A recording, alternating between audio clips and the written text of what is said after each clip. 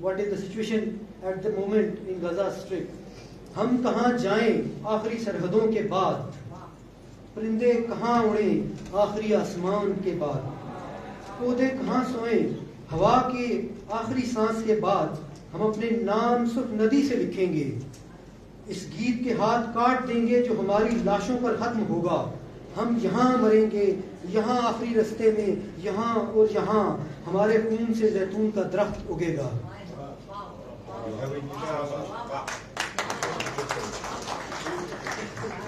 Mr. Asif Khan, we thank you very much that you shed light on the humanitarian crisis that is happening in Gaza, and you have also highlighted the protest in campuses and the apathy at the government level. I should also tell that one congressman whose name is Tim in America, he suggested that Gaza should be bombed like Hiroshima and Nagasaki. So there is an intent of genocide and ethnic cleansing on the part of America and Israel, and there is a full collaboration in this regard. Now I would like to invite our next speaker, Honorable Humaira Tayyib Sahiba, who is team lead Save Gaza campaign. Madam, please come to the podium and share your input with us.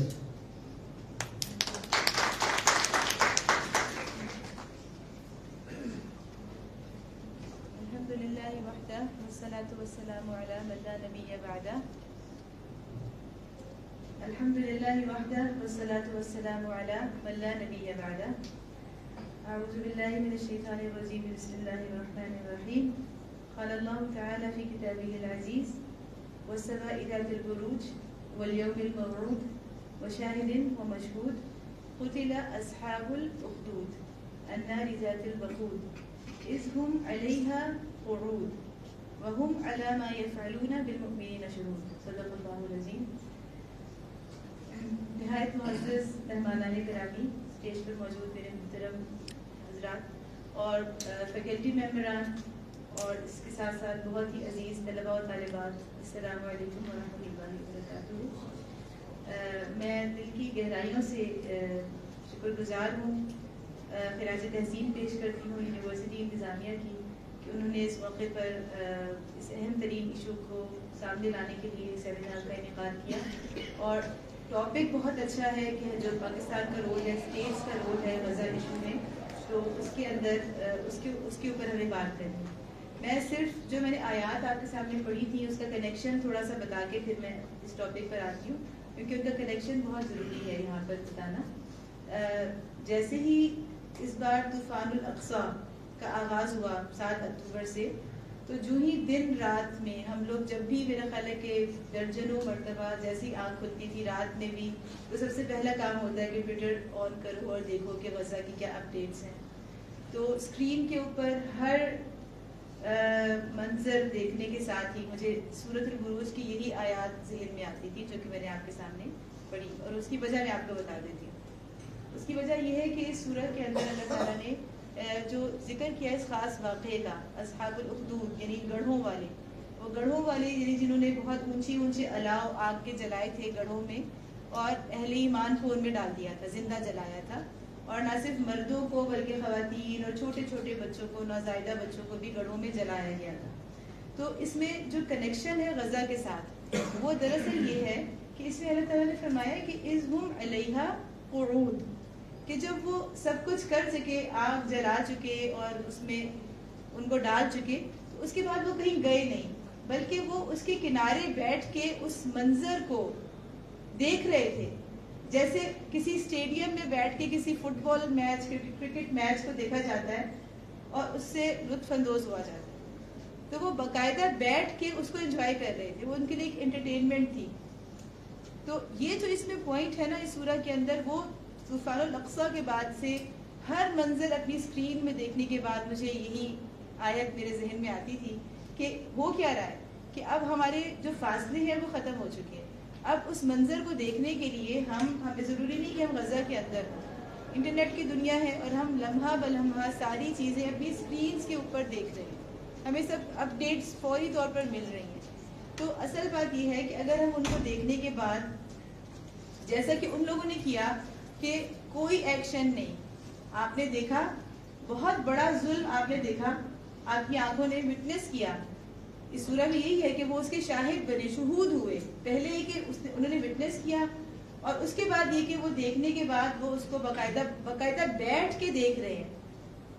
تو یہ وہ اصل چیز ہے جو مجھے لگا کہ ایک پہلا جینوسائیڈ دنیا میں پہلے بھی ہوئے, لیکن غزہ کے اس جینوسائیڈ کو, جس کو آج 222 ڈیز ہو چکے ہیں, تو یہ ایک پہلا ٹیلیوائزڈ جینوسائیڈ ہے جس کو پوری دنیا لائیو دیکھ رہی ہے.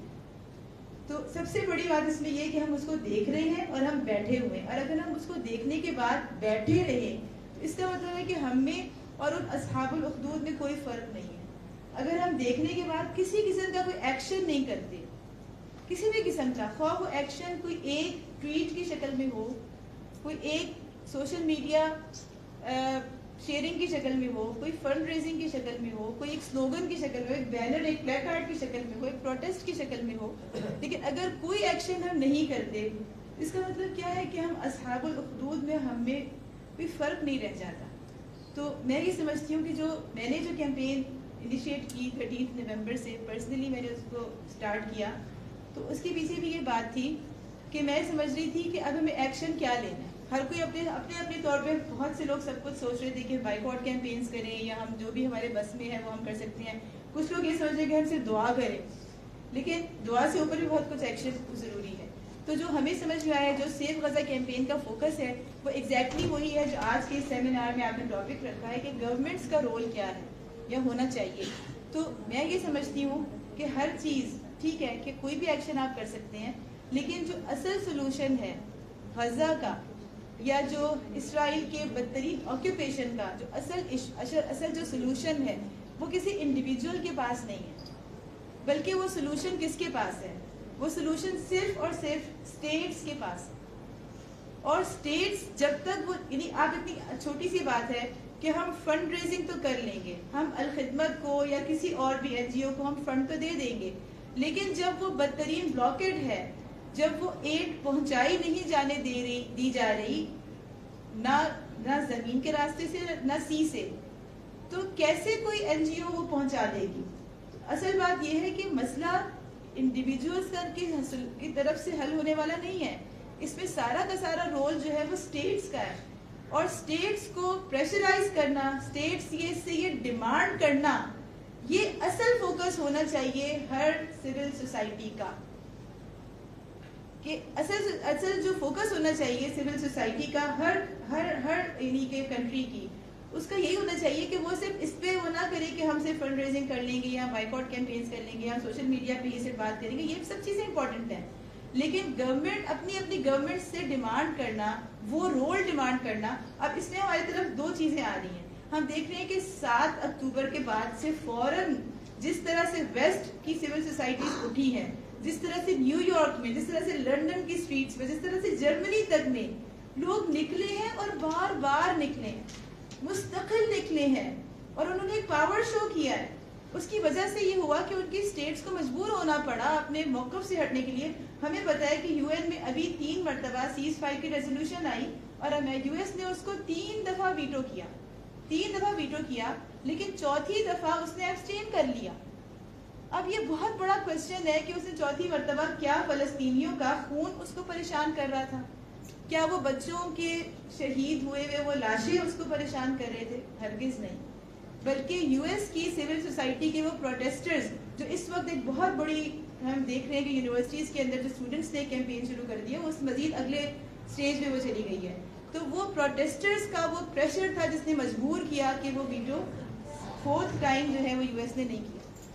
تو یہ وہ اصل چیز ہے, یہ وہ رول ہے کہ جو کچھ شروع ہو چکا ہے دنیا میں 7 یعنی طوفان الاقصی کے بعد سے, وہ ان لوگوں کی تو آزمائش ہے ہی جن کے اوپر آئی ہے, لیکن پوری دنیا کے ہر مہذب انسان کی آزمائش ہے, چاہے وہ مسلمان ہو یا غیر مسلم ہو, کسی بھی مسلک سے تعلق رکھنے والا ہو, کسی بھی سیاسی بیک گراؤنڈ کا ہو. ہر انسان کی بطور انسان اب یہ آزمائش ہے کہ وہ کیا ایکشن کرتا ہے, وہ کیا رول کرتا ہے, اور اس کو سب سے زیادہ یہ دیکھنا چاہیے کہ اس کو موسٹ افیکٹو رول کی طرف جانا چاہیے, جو کہ اصل سولوشن کی طرف لے کر جائے اس اسرائیل کا جو آکوپیشن ہے اس کے خلاف. تو اسی لیے ہم نے جو اپنی کیمپین لانچ کی وہ ہم نے فوکس کی، بیس کی گورنمنٹ آف پاکستان سے ڈیمانڈس کے اوپر. اگرچہ پاکستان کی ہسٹری میں یا پاکستان کے اندر ایسا کوئی کلچر بھی نہیں ہے، نہ کوئی ایسی ہسٹری ہے کہ سول سوسائٹیز کوئی ایجیٹیشن کرے یا کوئی پریشر بلڈ کر سکے. پاکستان میں ہمیشہ پولیٹیکل پارٹیز ہی اس طرح کی چیزیں کرتی رہی ہیں، اور پاکستان میں ایسا کوئی کلچر بھی نہیں ہے کہ لوگ اپنی پولیٹیکل پارٹی کے علاوہ کسی کی کال پہ باہر نکلیں. جیسا کہ ہم ویسٹ میں دیکھتے ہیں کہ کوئی کال نہیں دیتا، لوگ خود نکلتے ہیں، لوگوں میں خود یہ شعور ہے. لیکن اب مسئلہ یہ ہے کہ ہماری سول سوسائٹی کو بھی تھوڑا سا باشعور ہونا پڑے گا، اور اس کو یہ دیکھنا ہوگا کہ ہم نے کاز کے لیے کام کرنا ہے. اپنی پولیٹیکل پارٹیز یا اپنے فین کہنا چاہیے کہ فالوئنگ سے اوپر جا کے جب تک ہم کسی گلوبل کاز کے لیے کام کرنا نہیں سیکھیں گے، میرا خیال ہے کہ ہم ایک مہذب